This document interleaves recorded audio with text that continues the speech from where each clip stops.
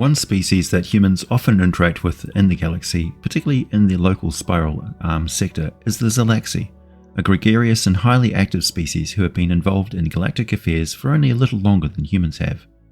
The Zelaxian homeworlds comprise a trio of planets in their original binary star system, all of which orbit pretty closely and have a day lasting only half as long as that of Earth. So from the human point of view, Zelaxi seem to split every day up into two complete half-day cycles of waking, activity and sleeping, maintaining a frenetic pace and achieving enormous amounts of work. At the same time, it always seems impossible to organise and catch meetings when they have some time off, as you will invariably see them at work or home sleeping. Their standard greeting to humans is something like, "Do you have any idea what the time is?" This is further complicated by the fact that each of their three core worlds has its own subspecies and distinct culture with their own time zones. They refuse to conform to anything other than their planetary customs, so working out their schedules requires intimate knowledge of the background of any particular individual or group of Zelaxi you're dealing with, and some advanced planning calculator which can convert between their three planetary bodies, their regional cultural festivals, and the individual quirks of that particular Zelaxian. As a result, group meetings seem like some cruel sport they inflict on the rest of the galaxy. Hence, the best advice is to deal with them when they show up, as one is bound to be active at any particular time of the day or night, given a sufficient number of them being found in any one place, and of course, always keep in mind that when they say a task will take 6 days, it will probably only going to take them 3 standard Earth days. The Zelaxi have an appearance most humans find disconcerting at first. Their most prominent feature is a ring of eyes that encircles their head. The number and size of the eyes is the easiest way to distinguish between their various subspecies. Their eyes provide them with 360-degree views of their surroundings. Each is capable of moving and focusing independently of the other, and is incredibly sensitive to light and able to see in the ultraviolet and infrared spectrums, allowing them to perceive things that are invisible to humans. Their mouth is placed centrally at the top of their stem-like head, and they have a very long, highly agile and tough tongue that is best suited to feeding on the abundant flower nectar of their lush, exotic jungle habitats. They are essentially an arboreal species that spends most of the time well above the forest floor, and they are highly agile, with a locomotion adapted to clinging closely to tree limbs and vines and sort of slithering, swinging and gliding through the air on thin, translucent membranes that look more like a mucus layer than skin. Able to absorb oxygen from the atmosphere while their tongue is fully extended and blocking their throat from an internal lung pods.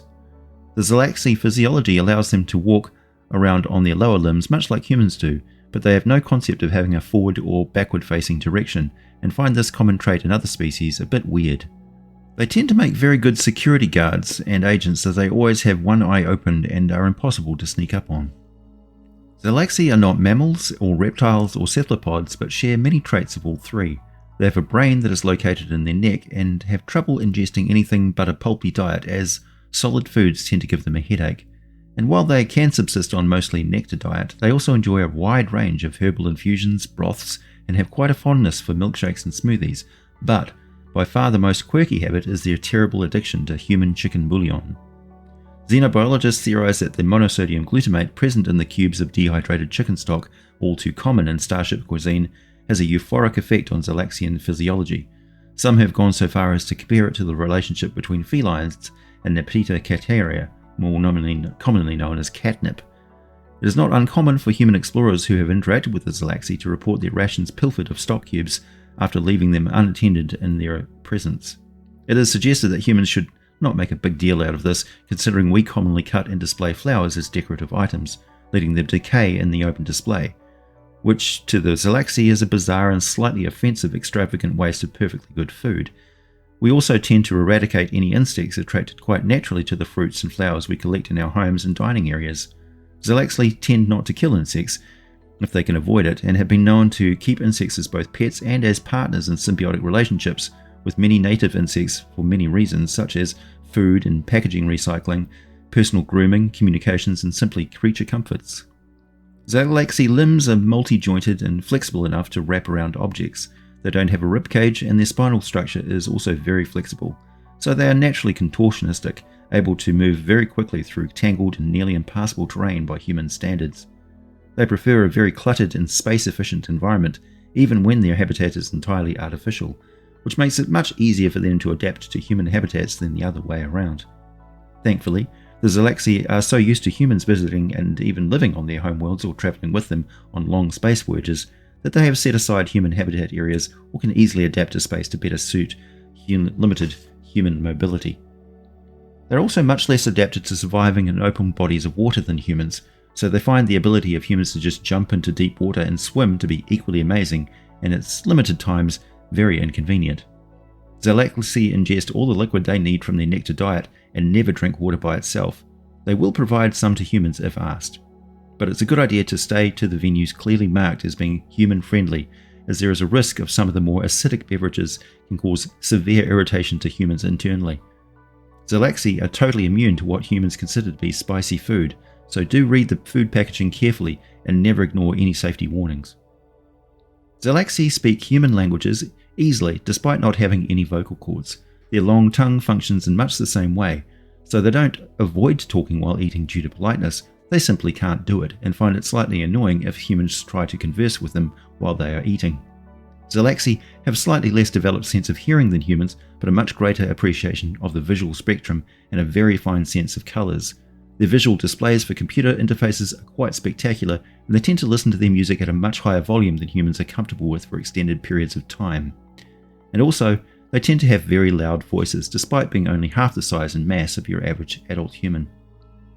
The Zelaxian homeworlds are incredibly rich in a wild array of different life forms, much more diverse than Earth, as their planets have a higher percentage of land mass above ocean level, and most of their surface is covered in dense rainforests.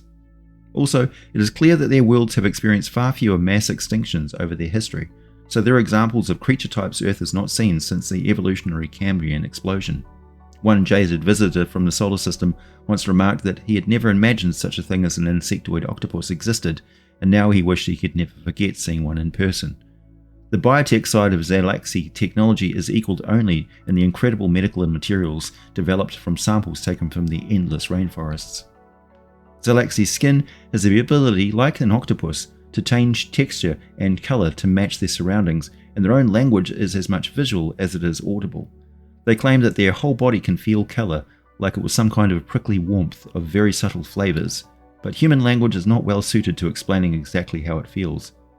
Humans who have experienced it via alien mind-weaving technology have said it feels quite uncomfortable, like a constant chaotic pins and needles, that the human brain struggles to make any sense of as there is simply too much information all at once. The mind confuses tactile for photosensitive sensations and just becomes numb to deal with it. The Zelaxi are determined to develop some interface and sensory device to compensate for this, as they find the sensations are nothing but beneficial and wish to share this with their human allies. Zelaxi live for only 15 to 20 years, but reach adulthood within only 5 years after their birth.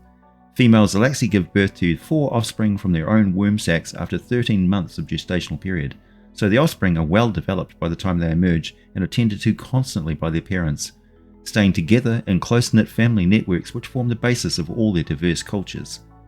They are typically inquisitive people with a great sense of humour, but they don't enjoy sports in adulthood nearly as much as humans do, and find the human competitive drive to be disturbingly violent in nature compared to their tendency towards more cooperative games, where their objective is overcoming challenges via teamwork. So you can always rely on a Zelaxi to pitch in and want to help, as that is a fundamental part of their nature.